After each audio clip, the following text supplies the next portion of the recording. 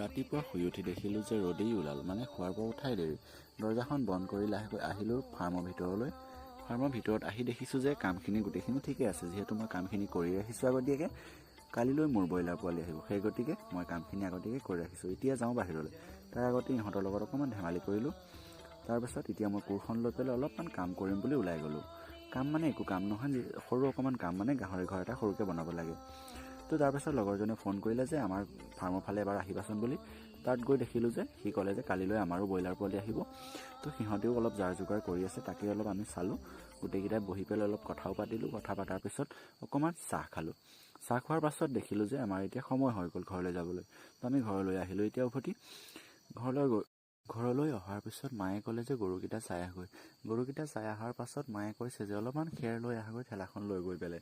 ঠেলাখন নি পেলাই অলপ খেৰ ভৰালোঁ আৰু গাড়ীখনৰ সৈতে এনেকৈ বান্ধি ল'লোঁ। তো বন্ধুসকল, আজিলৈ